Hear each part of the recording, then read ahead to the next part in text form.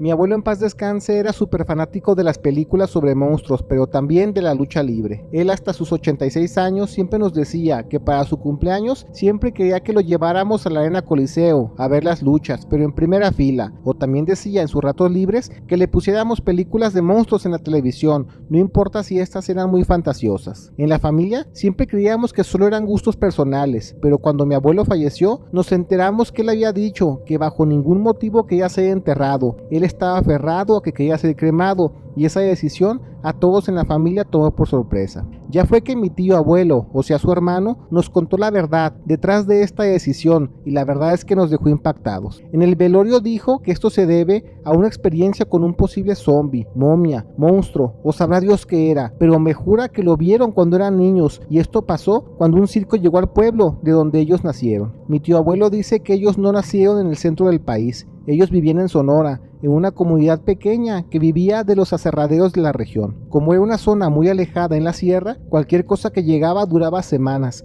y era lo único en lo que podían pasar el tiempo. Por eso la llegada de los circos ambulantes ponía como locos a todos, a grandes y a chicos, pues siendo una zona rural, todo les parecía muy impresionante. Antes de la llegada de este circo acompañado, era con una feria y todos los fines de semana con un cinema. En el pueblo ponían las películas del Santo y por lejos la favorita de todos era la del Santo contra los zombies, que aunque ya la habían visto infinidad de veces en el pueblo, siempre repetían la función cuando sabían que iban a pasar esa película. Mi tío abuelo dice que el Santo para ellos era algo tan grande como Pancho Villa o Emiliano Zapata, así que cuando llegó el circo al pueblo y empezaron a montar un pequeño cuadrilátero, la gente se puso como loca, pues pensaban que habría una función de lucha libre, cosa que nunca habían visto en vivo. Lo extraño pasó en ese show, pues la primera función en este lugar estaba hasta reventar. Incluso a la gente no le importaba pagar por sentarse en el suelo con tal de ver las peleas. Vieron a varios luchadores haciendo su show, muy entretenido, todo del agrado del público, pero ya después al final dijeron que tenían un show para cerrar y este era muy especial. Esperando que fuera algo fuera de este mundo, no les quedó mal, pues el presentador les mostró un luchador que se hacía llamar el Monstruo Blanco. Era una persona de más de 2 metros de alto y su ropa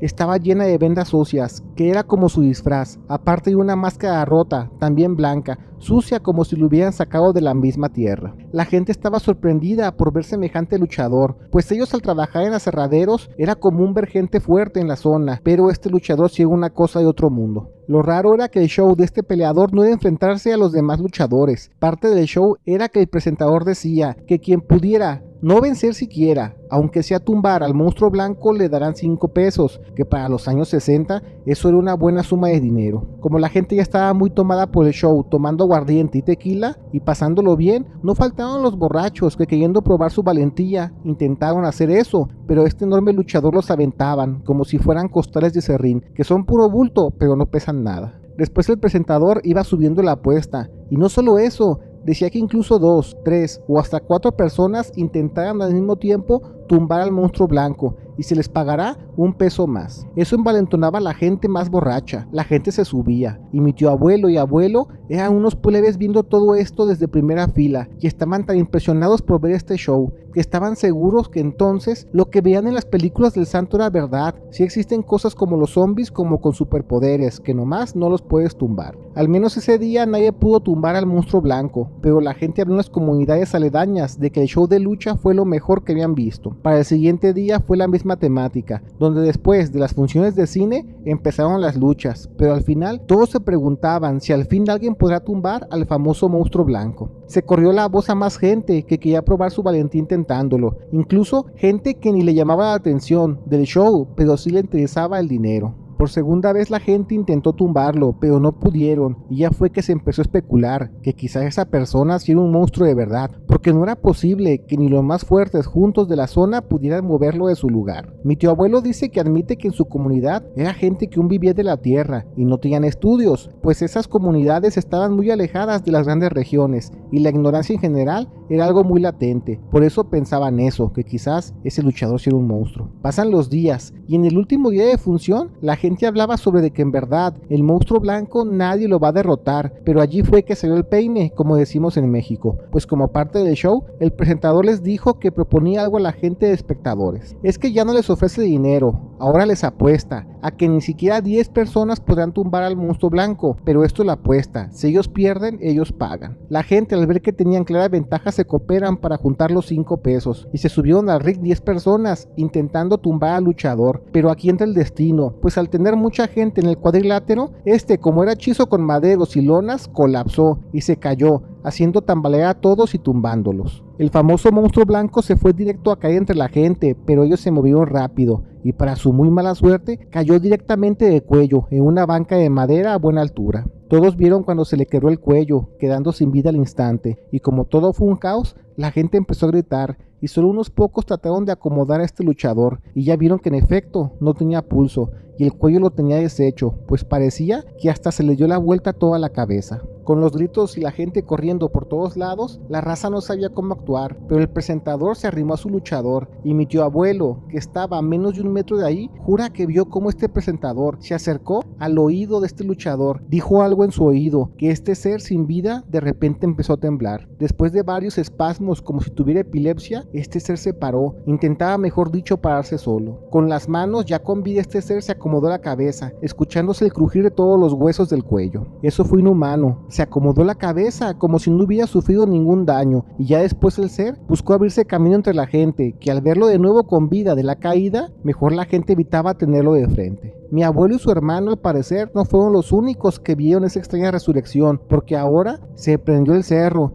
y la gente se soltó a decir que esa cosa no era humana y que quizás si era un zombie o algo peor, como en las mismas películas del santo, de las cuales llevan años viéndolo los fines de semana sin falta en el cine. Al presentador vio más o menos por dónde iba el asunto y nada menso dice mi tío abuelo que se fueron él y el luchador encaminados a la comunidad del circo, donde tenían su paradero de carretas, caballos y metales para montar sus atracciones. Mi tío abuelo comenta que la gente del pueblo se iba de arranque y sabían defenderse, pero al llegar a esa zona con la gente del circo sacaron sus carabinas y rifles y de manera certera la gente del circo les dijeron que no quieren broncas, pues ellos solo están de paso, pero si es necesario ponerse agresivos, ellos no tienen ningún reparo en hacerlo. Y ya fue que mejor las cosas se calmaron. Como ese era en teoría el último día del circo, mejor dejaron las cosas por la paz con ellos, y aunque no lo crean, eso repercutió de manera cultural en otra situación muy peculiar en el pueblo. Eso porque después la gente se quedó tan pero tan asustada con lo vivido que se llegó a creer que los zombies hasta podrían ser reales,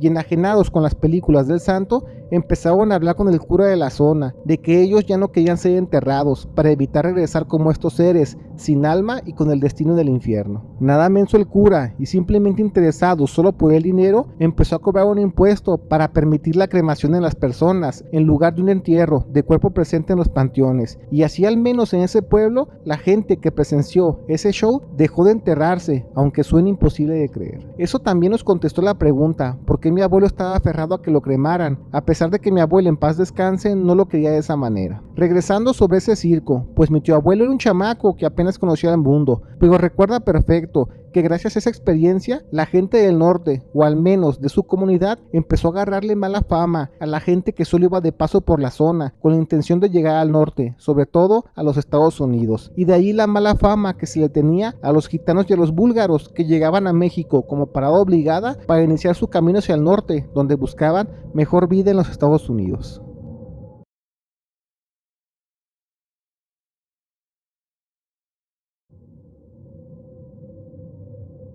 Les quiero contar la situación que viví con mi expareja René, del cual sí tengo buenos recuerdos, pero no negaré que al final todo fue puro miedo. Yo siempre vi en él y en su familia como una familia modelo, pues hasta parecían sacados de una película, con el papá, empresario exitoso, la esposa, una señora guapísima para su edad, René, como el hijo mayor, todo galán, y su hermana menor, que también parecía sacada de catálogo, de lo hermosa que era. A René lo conocí en el gimnasio, y poco a poco fuimos platicando, hasta que una vez me invitó al cine, y empezamos a quedar, y desde las primeras citas fiestas, él siempre quiso involucrarme con su familia, como llevarme de invitada al club al que ellos iban, o a las reuniones familiares, que casi todas eran en los salones de fiestas dentro de la residencial donde vivían. No negaré que el dinero y la vida de ricos me deslumbró, así que no puse tanta atención a los detalles, pero eso cambió cuando mi familia por fin conoció a René, y lo primero que dijo mi hermano es que le da muy mala espina, no porque sea buena persona, se ve que es buena onda, sino que le daba un aire de que él no era honesto, pues pareciera un robot programado, solo para caer bien. Mi hermano en tono de burla decía que René y su familia hasta parecían propaganda religiosa,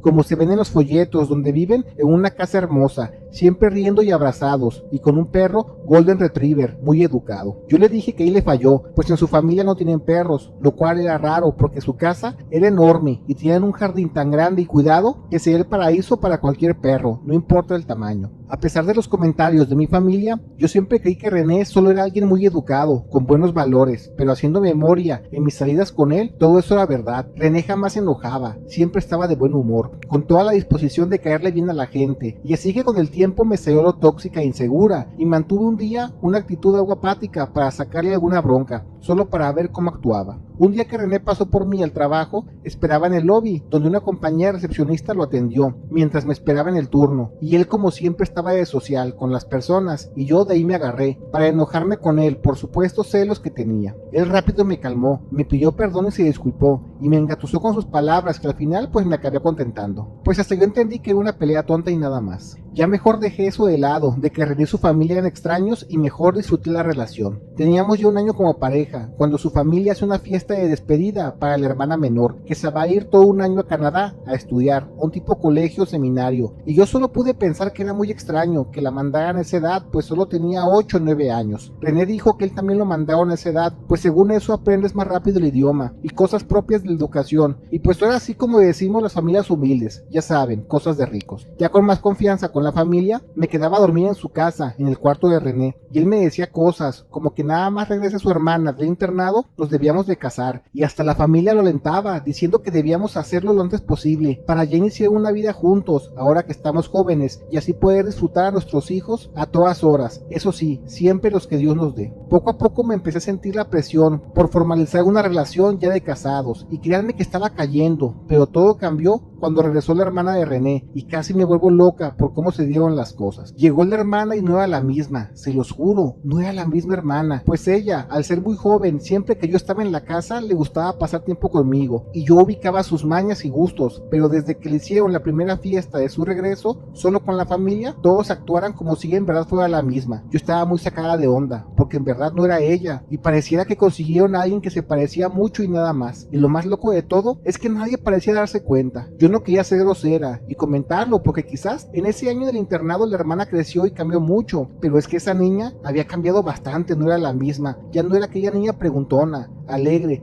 o incluso hasta respondona, y ahora era más como su hermano, todo recto y callado. Era como un robot, siempre con una sonrisa en la cara, respetuosa para hablar y mirándose al frente como un soldado. Lo que me hizo creer en verdad que no era ella fue cuando me vio y me saludó, y me saludó como si fuera una señora, mas no su amiga, lo cual no me cabía, porque yo en parte era su cómplice, porque más de una ocasión hablábamos en secreto, de que ella de joven le gustaban los chavitos de un colegio, pero sus padres y hermanos no deberían enterarse porque se enojarían bastante. Pasaron unos días cuando hicieron otra fiesta por la llegada de la hermana, pero ahora sí con más gente, y ahí sí fue que me cayó el 20 de la realidad, todo de golpe, porque las amistades directas de la familia de René eran muy extraños. Toda persona arriba de 8 o 9 años actuaban como robots, y ya viéndolo a grosso modo, yo entendí lo que dijo mi hermano, que esta gente está muy extraña en cómo actuaban. Los chamacos, eso sí, eran juguetones como cualquier niño, en el patio corriendo por todos lados, pero los adultos, repito, eran como robots. Se dirigen a René, y todos preguntaban lo mismo, que cuándo nos íbamos a casar y cosas así, y él solo decía que cuando yo lo decida, porque por él, mañana mismo se casaba, pues su papá ya tiene separado el capital para comprarnos un terreno en la misma residencial y hacer nuestra casa, más lo que se pueda gastar en la boda y lo que necesitemos para amueblar todo, y también para nuestro viaje de luna de miel, que puede durar incluso hasta un año si así lo quiero. Gracias a Dios fueron unos pares de ojos externos los que me ayudaron a entender poco a poco la realidad. Cuando en esa fiesta, como era muy grande y con muchos invitados, el servicio de cócteles y banquetes dio servicio a gran escala todo el día y la noche. Una de las meseras, que era más o menos de mi edad, se me quedaba viendo bastante y pensando que a lo mejor la conocía, la abordé en la cocina mientras lavaba cristalería y la saludé con la intención de que me sacara plática. La muchacha, sabiendo qué hablar y cómo hablar, primero me saludó y después me hizo preguntas para más o menos saber si yo ya era parte de esa familia. Cuando se enteró que apenas era la novia de René, recuerdo perfecto que me vio con una cara como si me hubiera metido en un problemón, y solo eso me metía más cosas en la cabeza de inseguridad. Pasan los días y yo sigo aferrada a que la hermana no es la misma persona, le cambió la cara, su personalidad, y todo eso me estaba picando la cabeza, a tal grado que ahora sí me empezó a entrar la paranoia. Todo se fue al caño cuando el día de mi cumpleaños René me dijo que me tenía algo muy especial, y al llegar a la casa me esperaban varias amistades de la familia que yo solo conocía de aquella fiesta de la hermana cuando regresó al país. Ya esto lo empecé a sentir como un tipo culto en el que me estaban admitiendo, y aunque yo sé que el dinero deslumbraba a la gente, yo estaba entre que si quería esa vida de rico con ellos o también me daba la mala espina todo. Hablando con ellas me felicitaron por mi cumpleaños y no se cansaban de decirme que la vida que me espera es una llena de paz, lujos y dinero. Cuando ellas levantan las bebidas como brindis, claramente dijeron salud por nuestros cumpleaños. No dijeron mi cumpleaños, dijeron claramente nuestros cumpleaños, y ya les pregunté que si también todas nacieron en esta fecha, y era verdad. Las 7 mujeres dentro de ese cuarto nacimos el bendito 11 de noviembre, que ahora resulta que es una fecha muy especial en el conocimiento paranormal, y yo la verdad ni enterada estaba. Ya eso sí me asustó bastante, pero se puso peor cuando ya entendí que algo les hacía a esta gente cuando iban a ese misterioso viaje a Canadá, ya sea siendo hijos de estos matrimonios o cuando un externo se casaba y lo involucraban en la familia. Todo eso lo acabé de entender cuando una amiga días después me dijo que se iba de vacaciones y me encargó que cuidara a sus gatos para darles de comer y de paso sacudí el depa, y aprovechando que estaba sola la casa, un día que llegó René por mí, pues nos pusimos románticos en su sala y nos agarramos echándonos la caricia. Algo que nunca le di importancia, y era muy importante ahora que lo entiendo, es que René al hacerlo siempre se quitaba todo, hasta una peculiar cadena de oro que tenía un dije de una figura tipo ojo, o al menos así yo vi el diseño. Estábamos en la caricia cuando no sé por dónde llegaron los gatos, pues según yo no podía entrar a la sala, pero seguramente esos gatos se salieron por el patio y entraron por la cochera, y aunque eran unos gatos ya grandes, flojos y gordos, se le dejaban ir encima a René con la firme intención de atacarlo a mordidas, lo cual eso era raro, porque les digo, esos gatos eran flojos lo que le siguen. René, al ver a los gatos, rápido se tocó el cuello, y al ver que no tenía su cadenita, muy asustado, como si estos gatos fueran unos enormes leones que si lo quisieran comer, él pegó de gritos. Todo cambió en él gritaba con fuerza, ya no era aquel joven calmado con la eterna sonrisa, y de manera inexplicable salió a la cochera para evitar que los gatos lo atacaran, y desde ahí me gritó que le pasara su cadena. Yo, sin procesar bien lo que acababa de pasar, tomé su cadenita, y abriendo solo un poco la puerta se la pasé, mientras le preguntaba que si todo está bien. En ese momento me tocó ver cómo un pájaro, de una manera kamikaze, se le dejó ir a estrellarse directamente en la cabeza de René. Fue un buen golpe, se escuchó, el pájaro le pegó, pero René se lo aguantó, y con la cabeza goteando de sangre porque le dejó una buena herida, él seguía desesperado, diciendo que le diera la cadenita. Cuando al fin se puso la alhaja, todo se calmó. Yo ahora sí entro a la casa, tratando de calmarme, diciendo que me relaje. Todo esto fue muy extraño, pero no pasa nada. Le pregunté qué hay detrás de su cadenita, y por qué los animales actuaron así con él cuando no la traía puesta, y lo que nunca, en casi 2 años de relación, me dijo simplemente que no quería hablar de eso y que me callara. Para mí fue todo un shock, pero me mantuve en la postura para no generar dudas en él. Le comenté todo esto a mi mamá y mi hermano, y escuchando el chisme me dijeron que le hiciera caso a lo que siempre dijo mi hermano, que esas personas no son normales. De hecho, hasta duda que sean humanos, y para muestra, me dijo que lo ponga a prueba, diciendo que si nos casamos, yo jamás iré a Canadá, para solo ver cómo actúa, pues parece que eso es muy importante para ellos. Así que así lo hice, y cuando se lo comenté, me rompió el corazón, lo admito, pues él simplemente dejó de comunicarse conmigo, saliendo por completo de mi vida. Estuve muy triste, no lo voy a negar, pero con el tiempo entendí que él nunca me quiso, simplemente vio en mí algo que necesitaba, y desconozco por completo qué era, porque ahora medio entiendo que tiene que ver con cultos, poderes, cosas paranormales, y si unimos las piezas, hasta posibles seres que no eran humanos, y curiosamente solo los animales podían distinguirlo cuando no usaban esta cadena de oro, que ya haciendo memoria, era verdad. Todas las familias que estaban involucradas en ese círculo usaban una similar. Ahora sí que entiendo que cuando estés en una relación no te ciegues en el amor y ponte atenta a los detalles, o si no, escucha a los demás que tienen para decirte.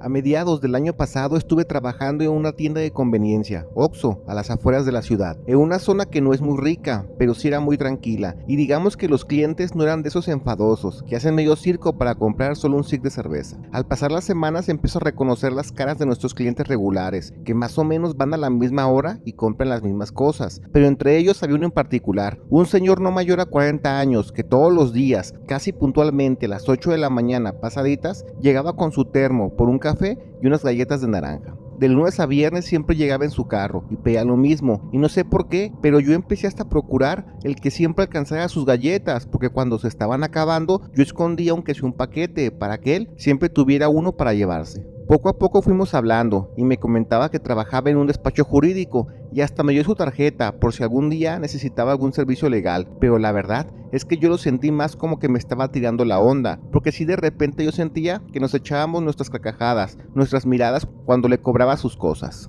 Durante casi 5 meses no faltó ni un solo día entre semana por su café y sus galletas, pero un día simplemente dejó de hacerlo. Pensé que simplemente estaba de vacaciones, pero pasó una semana, dos y ya no lo vi. De mi bolso aún tenía su tarjeta de presentación y le mandé un mensaje de WhatsApp y ni siquiera parecía que usara esa aplicación. Una mañana me armé de valor y le marqué y resultó que el número estaba fuera de servicio y ya empecé a creer que jamás lo volvería a ver. Pasan los días y una tarde que se estaba cayendo el cielo con una buena tormenta no estaba ningún cliente, así que me puse a bobear en el celular y pensando en aquel cliente que me gustaba, lo busqué por medio de su nombre del despacho jurídico y no me dio ningún resultado en internet. Lo busqué a él por su nombre en las redes sociales y pues eso se me hizo mucho más difícil porque él tenía un nombre muy común, así que al menos esa tarde lluviosa me di por rendida por buscar a este cliente. Pasan los días y una tarde noche que estaba con mis amigas en el gimnasio, una me habló mucho sobre una señora que sabe leer las cartas y es una fuera de serie para todo eso. Y a mí, como me gusta y creo en eso, le pedí que me agendara una cita. Cuando llegué, lo que me dijo solo me calentó la cabeza más de lo debido. Me describió este señor cliente, el que ya no había visto, y me lo describió de pies a cabeza, hasta sabiendo su profesión y todo el rollo. Y pues ya le conté a la señora sobre que esta persona simplemente desapareció. Dejó de ir a la tienda. La señora me dijo que no le sorprende, pues en las cartas dice que él está de viaje, en un lugar muy pero muy lejano, aunque las mismas cartas dicen que volverá, pero no dicen si mañana o en 40 años. Yo sí me puse triste, pues quería saber más sobre él, y ya fue que la señora me dijo que algo a la fecha aplico bastante, y suele funcionar, que ponga de mi parte para que el universo acomode las cosas a mi favor. Me dijo que si quería, siguiera buscándolo en verdad, y no sé, esas palabras como que me llenaron de valentía, y un día que terminé en la tarde de mi turno, me fui con todo y uniforme a la dirección que marcaba la tarjeta que me dio aquella vez. No era tan lejos del Oxxo, incluso podía ir hasta caminando, así que fui al lugar y solo era una casona enorme que no parecía para nada un despacho legal. Yo con un plan de preguntar por este señor, con la excusa de que lo busco porque quiero que me ayude con unos temas de la compraventa de una casa, todo lo tenía planeado. Toqué, pero me atendió una señora de unos 70 años o más. Yo le dije que buscaba a tal persona y ella me dijo que no tiene sentido. Allí no hay ningún despacho jurídico, pues ella tiene más de 50 años viviendo allí. Eso me dio para abajo y pues ya me fui toda derrotada para la tienda, para pensar que ahora sí, a este señor jamás lo volvería a ver. Pasaron de eso como 2 meses, cuando una tarde estaba muy tranquila comiendo en la bodega de la tienda y mi encargada asustada me dijo que me buscan afuera. Salgo para ver quién es y es la señora de la casa que visité hace días, buscando al señor que me gustaba. Pero ahora esa señora no iba sola, estaba junto a 2 señores de unos 40 años y de manera muy enérgica me estaban buscando, pues a su entender yo era partícipe de un intento de robo que había sufrido la señora por esos días. Yo no tenía la menor idea de por qué decían eso, y aunque sí me asusté, mantuve la calma, pues el que nada debe, nada teme. Para calmar las aguas salí con ellos al estacionamiento de la tienda, para ver pues en qué les puedo ayudar. Resulta que cuando fui aquella vez con la señora, ella me reconoció, pues en más de una ocasión había comprado algo en la tienda, y a su entender, como que todo lo que le dije le pareció muy extraño, así que ella pensó que solo yo había ido para checar información sobre la casa, quién vive allí, o si a esa hora hay alguien, para después con calma meterse a robar. Yo les dije que nada de eso, y hasta les mostré la tarjeta que me dio el señor, y pues ya vieron el nombre, la dirección y todo el rollo. era la misma casa. Platicando con ellos les dije que hace meses ese señor estuvo comprando diario café y galletas y pues simplemente desapareció y yo quería buscarlo. Ellos no me creyeron del todo, pero al menos me dejaron en paz y ya para evitar broncas dejé de ponerme intensa buscando a esta persona, pues ese tren ya había partido. Pasaron como 3 meses desde aquella bronca con la familia, cuando de nuevo una tarde me habla mi encargada y me dijo que de nuevo llegó la señora con sus 2 hijos preguntando por mí, pero como aún no llegaba, me pasa el dato por si les quiero sacar la vuelta y llegar más tarde, que al cabo con ella no había bronca. Yo le contesté que no hay por qué temer, pues a mi entender la razón ya fue clara, ya les expliqué el que estaba haciendo yo ahí, así que no hice por esconderme y cuando llegué a la tienda ellos me estaban esperando. Ahora estaban actuando de una manera muy diferente. Me dicen que si los puedo acompañar a su casa para checar algunas cosas, que no es nada turbio o malo, pero que sí es muy importante que vaya lo antes posible y que si lo que me interesa es el dinero, me pueden dar hasta 5,000 pesos en efectivo para que vea que en verdad necesito ir lo antes posible. Tuve la fortuna que en ese momento iba llegando el esposo de la encargada de la tienda por unos garrafones de agua y acoplándose la plática dijo que él me acompaña sin broncas para que me cuide, por así decirlo. Mi encargada me decía que fuera, no tanto por el dinero, sino para que ellos vieran que yo no tengo nada que ver con ese supuesto intento de robo que la señora sufrió. Al final se acabé yendo con el esposo de mi encargada y al llegar a la casa nos dicen que seamos muy discretos con lo que veremos. Al llegar al fondo de la casa, donde tienen un patio grande y una bodega, abren una puerta y ahí estaba el señor, el que me gustaba, aquel cliente que siempre compraba café y galletas. Estaba con vida pero desmayado y ya fue que la señora y sus hijos nos contaron que no saben cómo explicarlo, pero apareció dentro de la bodega apenas hace como 1 hora en la tarde, pero desgraciadamente la forma de llegar ahí es imposible. Ese cuarto está cerrado con doble candado y las llaves solo la tienen los hijos, así que esa persona que apareció lo hizo desde adentro. Se dieron cuenta que estaba allí porque la señora esa tarde, cuando se puso a regar las plantas, escuchó muchos ruidos y vio como unas luces dentro de la bodega, y al asomarse por las ventilas de la puerta de metal vio que había una persona tirada, quejándose como de un dolor, pero un poco adormecido. Muy asustada le habló a sus hijos, que fueron rápido a ver qué show, y al comprobar que sí había una persona, quisieron darle una buena calentada porque pensaron que se metió a robar, pero al revisar quién era, casi se van para atrás, cuando confirmaron que es el nombre del señor que les mostré aquella vez con la tarjeta. Me preguntaron que si podía confirmar si era la persona que siempre vi en la tienda, y les dije que sí, es exactamente el mismo, incluso con la misma ropa. El esposo de mi encargada me dijo que eso está muy raro, y que mejor le hablemos a la patrulla, y ya fue lo que hicieron los hijos mejor. Mientras esperábamos por la unidad, dejamos encerrado en el mismo cuarto al señor, pero se puso mucho más de locos, porque cuando llegó la policía y entró a la casa, este ser desapareció, dentro de la bodega. Se los juro. Al abrir la puerta él ya no estaba allí. Entró uno de los elementos de la policía a revisar que si no se fue esta persona por un túnel secreto en el suelo, pero comprobó que no había nada. La policía, al no ver algo contundente que revisar o que buscar, ni siquiera hicieron un reporte y solo le dijeron a la señora y a los hijos que estarían echándose sus vueltas más seguido para lo que necesiten. Los hijos quisieron cumplir su palabra y me dieron el dinero en efectivo, pero yo la verdad no lo quería tomar. Pero hasta eso, el esposo de la encargada me convenció. Me dijo que lo tome, pues a final de cuentas les eché la mano en lo que necesitaban. Yo les dije que la neta ya no fueran a buscarme referente a este tema, porque yo ya estaba muy asustada por todo esto. Ahora sí me animé y conté esa experiencia en la casa y mis padres me dijeron que ya no fuera a trabajar a la tienda y mejor a las semanas presenté mi renuncia. Pasan los días y buscando trabajo acabé como cajera en un Office Depot de por la zona y como si la pesadilla aún no quisiera acabar. Un día estaba teniendo la caja y estaba pasando un montón de artículos de un cliente que compró por la banda y al levantar la mirada veo que es de nuevo aquel cliente, el que me traía loca y me dejó peor aún cuando desapareció de la nada. Me quedé congelada al verlo, y aunque nos miramos fijamente, él actuó como si en verdad no me conociera o jamás me hubiera visto,